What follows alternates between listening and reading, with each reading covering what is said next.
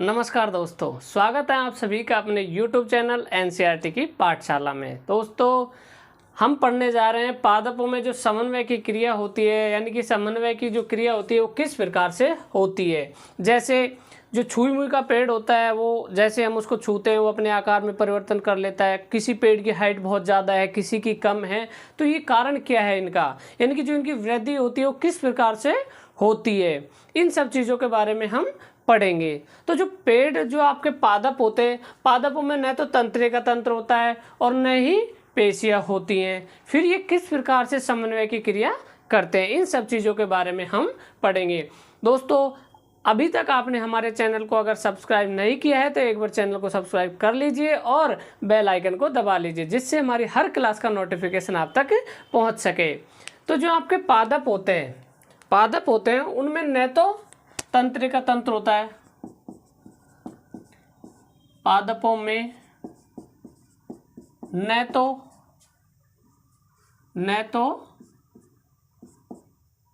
तंत्रिका तंत्र होता है, न तो तंत्रिका तंत्र होता है और न ही पेशियां होती है, न ही पेशियां। तो फिर ये किस प्रकार से पादपों में समन्वय की क्रिया करते हैं, यानी कि जो पादपों में समन्वय की क्रिया किस प्रकार से करते हैं। ना तो इनमें तंत्रिका तंत्र होता है, ना ही इनमें क्या होती है, पेशियां होती है। तो जो पादपों में जैसे गति, तो पादपों में जो गति होती है वो दो प्रकार से होती है। पादपों में जो आपके गति दर्शाती है, गति को दर्शाया जाता है। अगर गति को दर्शाते हैं, एक तो होता है आपके वृद्धि पर आश्रित, और दूसरा देखा जाए तो वृद्धि से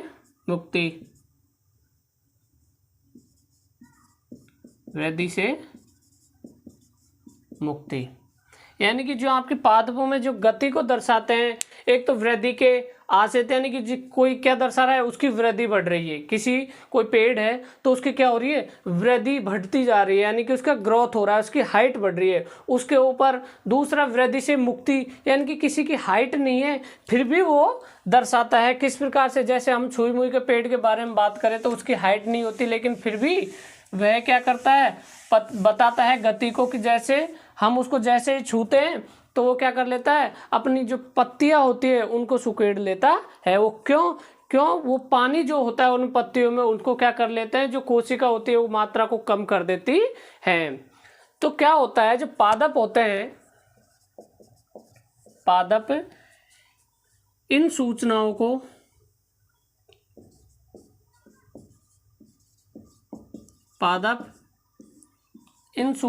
को एक कोशिका से दूसरी कोशिका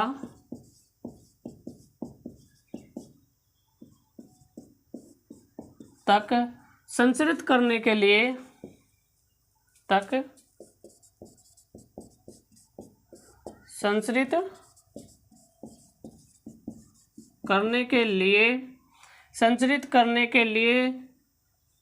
वैद्युत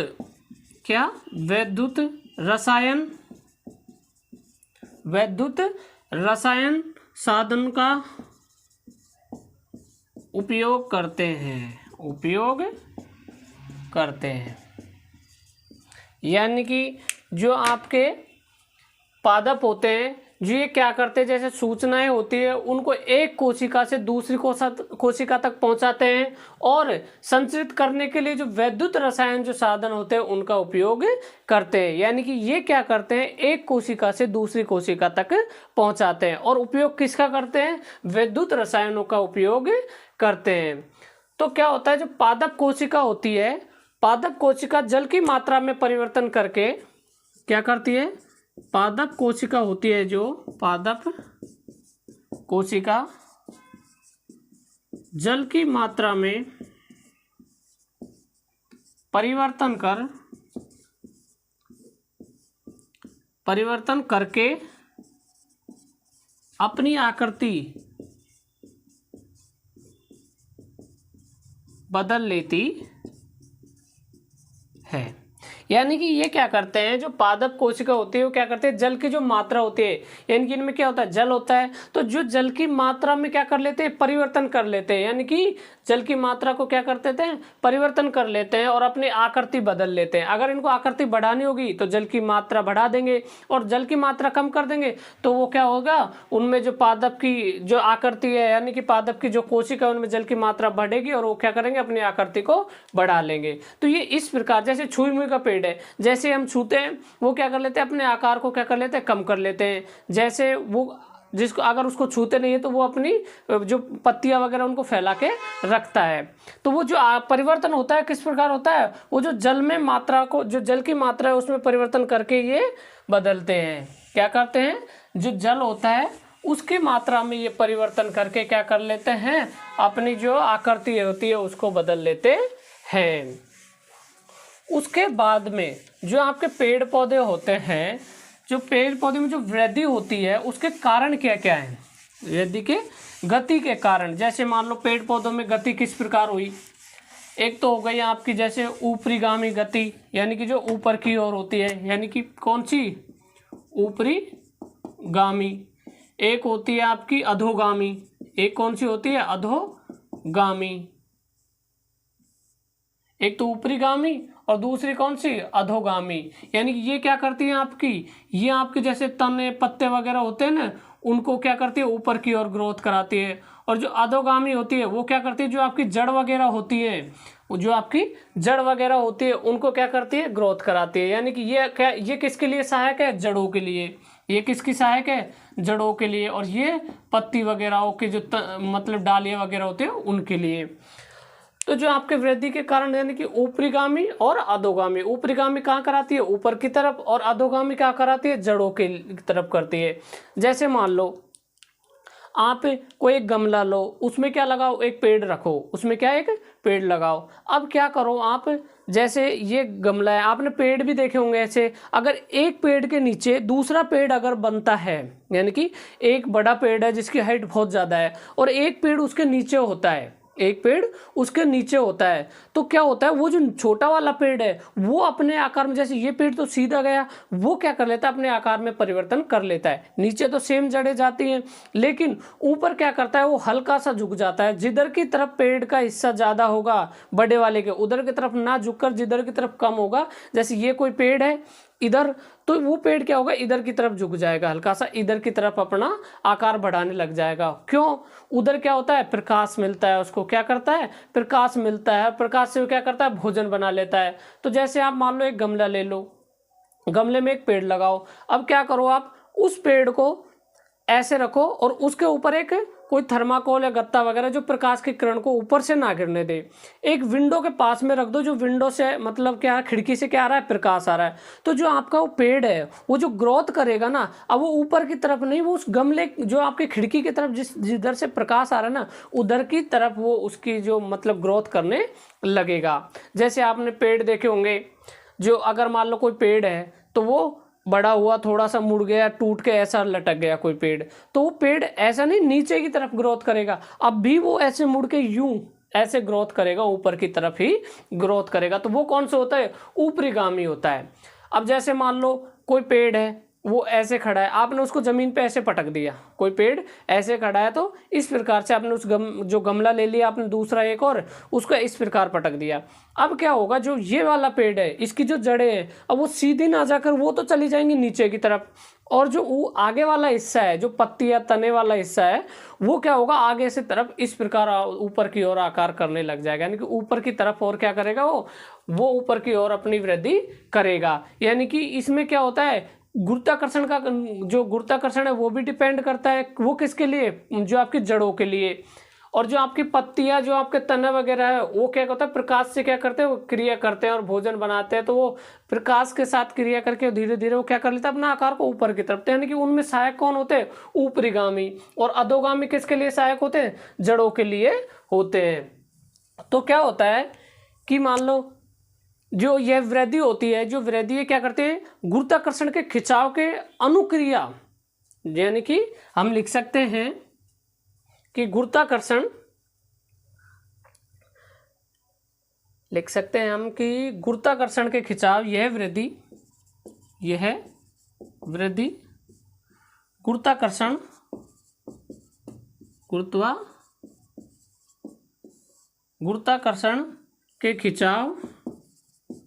गुरुत्वाकर्षण के खिंचाव की अनुक्रिया निसंदेह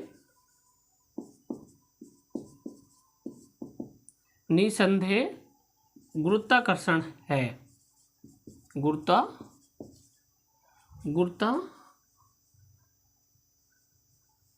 गुरुत्वानुवर्तन है। जो आपके वृद्धि हुई है उसमें हम कह सकते हैं कि जो वृद्धि है ये गुरुत्वाकर्षण के खिंचाव की अनुक्रिया के निसंदेश क्या है, गुरुत्वानुवर्तन है। कैसी है, गुरुत्वानुवर्तन है। और जो ये पेड़ पौधे होते हैं ये रात यानी कि यह रात और दिन की अनुक्रिया, रात व दिन की अनुक्रिया में जो आपकी पुष्पों की जो गति है यानी कि पेड़ पौधों की जो गति है वो क्या होती है, बहुत मंद होती है। कैसे होती है, मंद होती है। यानी कि जो रात होती है, रात और दिन की अनुक्रिया में पुष्पों की गति कैसे होती है, मंद होती है। ये किस में होता है, पादपों में होता है। ये किस में होता है, पादपों में होता है। ये क्या करते हैं, जो एक बार ये क्या करते हैं पादप, जो एक बार एक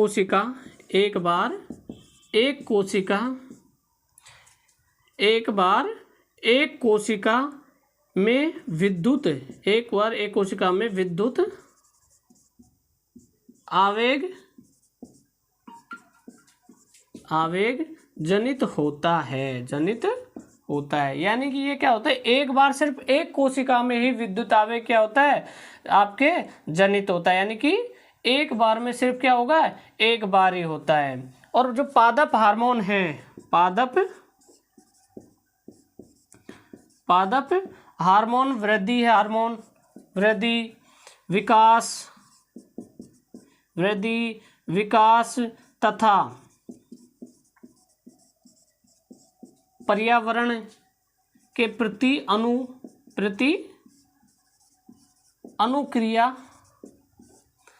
अनुक्रिया के समन्वय में सहायक होते हैं। समन्वय में सहायक होते हैं, सहायक करते हैं, सहायक होते हैं या सहायक करते हैं। साधारण विसरण द्वारा,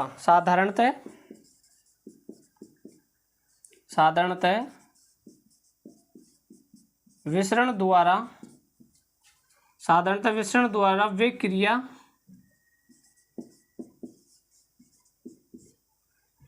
क्षेत्र तक पहुंचते हैं,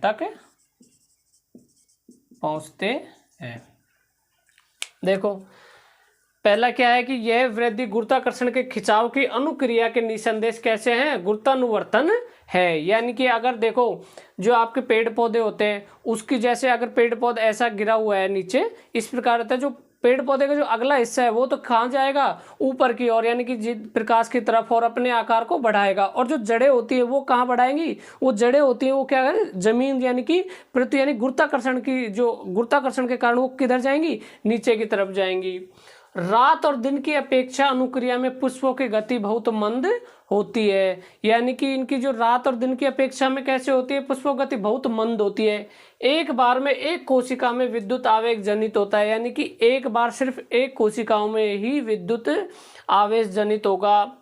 तथा ये पादप हार्मोन विकास, वृद्धि तथा पर्यावरण के प्रति अनुक्रिया के कैसे है, समन्वय में सहायक हैं। और जो आपके साधारण विसरण द्वारा ये क्या करते हैं, क्रिया क्षेत्र तक पहुंचते हैं। यानी कि कैसे पहुंचते हैं, साधारण विसरण के द्वारा। कैसे, साधारण विसरण के द्वारा ये क्रिया क्षेत्र तक पहुंचते हैं। अब जो इनमें हार्मोन्स होते हैं, इनमें जो आपके हार्मोन्स होते हैं वो एक तो होता है आपके ऑक्सिन हार्मोन्स। कौन से होते हैं? ऑक्सिन हार्मोन्स होते हैं, जिब्रेलिन होता है। कौन सा होता है? ऑक्सिन होता है, जिब्रेलिन होता है, साइटोकाइनिन होता है, ये सब हार्मोन्स होते हैं। अब ये कौन सा किस चीज़ के लिए सहायक है इसके बारे में हम जान लेते हैं, यानी कि कौन सा हार्मोन किसके लिए सहायक है। तो वृद्धि के जो हमने कारण जो मतलब किस किस प्रकार वृद्धि में इन चीज़ों के बारे में हमने जाना। अब देखते हैं आपके हार्मोन्स के बारे में। किसके बारे में? हार्मोन्स के बारे में, यानी कि जो आपके हार्मोन्स होते हैं उनके बारे में। तो जो आपके हार्मोन एक तो होता है आपका पहला जिब्रेलिन। पहला कौन सा होता है? पहला होता है ऑक्सीटोसिन। पहला ऑक्सीटोसिन।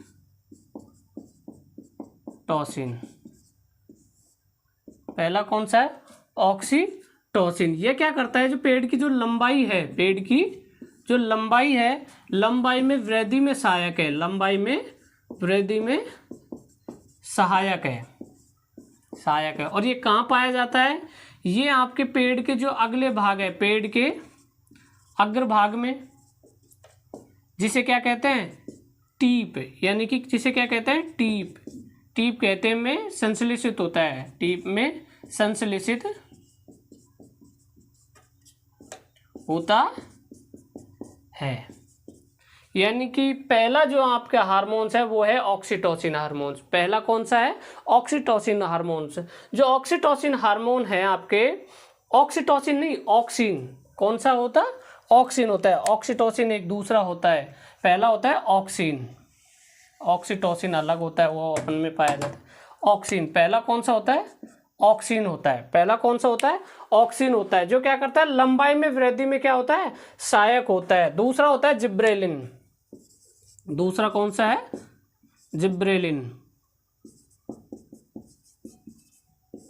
जिब्रेलिन। जो जिब्रेलिन जो हार्मोन्स होता है ये तने की वृद्धि के लिए सहायक होता है। ये किसके लिए? तने की वृद्धि के लिए सहायक होता है। तने की वृद्धि के लिए सहायक, यानी कि ये क्या करता है? आपके तने की जो वृद्धि होती है, जो पेड़ का जो तना होता है उसकी जो वृद्धि के लिए कौन सहायक है? जिब्रेलिन सहायक है। कौन सा हार्मोन सहायक है? जिब्रेलिन सहायक है। एक होता है साइटोकाइनिन, एक होता है साइटोकाइनिन। जो आपके साइटोकाइनिन होता है ये क्या करता है? कोशिका विभाजन करता है। ये क्या करता है? आपके कोशिका विभाजन करता है। ये क्या करता है? आपके कोशिका विभाजन करता है।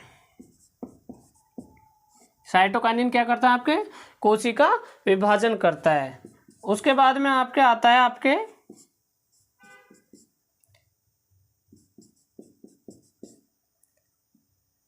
एस्बेसिक अम्ल।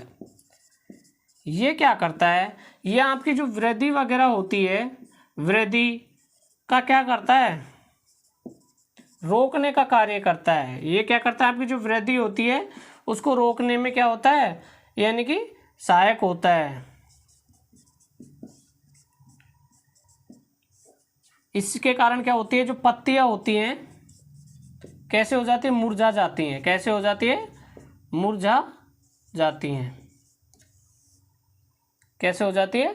मुरझा जाती है। यानी कि आपके सबसे पहला जो हार्मोन है वो कौन सा है? ऑक्सिन हार्मोन है। यानी कि जो पेड़ पौधों में कौन सा हार्मोन? ऑक्सिन जो हार्मोन होता है पेड़ पौधों में, ऑक्सिन हार्मोन होता है, वो क्या करता है? वो लंबाई के लिए सहायक है। यानी कि जो पेड़ की जो ग्रोथ है, यानी कि लंबाई के वृद्धि में कैसा है? सहायक है। उसके बाद में आता है आपके जिब्रेलिन। उसके बाद में कौन सा आता है? आपके जिब्रेलिन आता है, जो क्या करता है? तने की वृद्धि के लिए सहायक है। यानी कि ऑक्सिन किसके लिए? जो पेड़ की लंबाई के लिए। जिब्रेलिन तने की जो आपका तने है उसकी जो तने के लिए सहायक है, यानी कि तने की वृद्धि के लिए कैसा है? सहायक है। तने की वृद्धि के लिए सहायक कौन है? जिब्रेलिन है। और जो आपके ऑक्सिन होता है वो पेड़ पौधे की जो लंबाई होती है उसके लिए सहायक होता है। और जो आपके साइटोकाइनिन है कोशिका विभाजन का कार्य करता है। जो साइटोकाइनिन होता है वो क्या करता है? कोशिका विभाजन का कार्य करता है। और जो आपके एस्बेसिक अम्ल होता है ये क्या करता है? आपकी जो पेड़ पौधे की वृद्धि होती है ना उसको क्या कर देता है? रोक देता है। ये क्या करता है?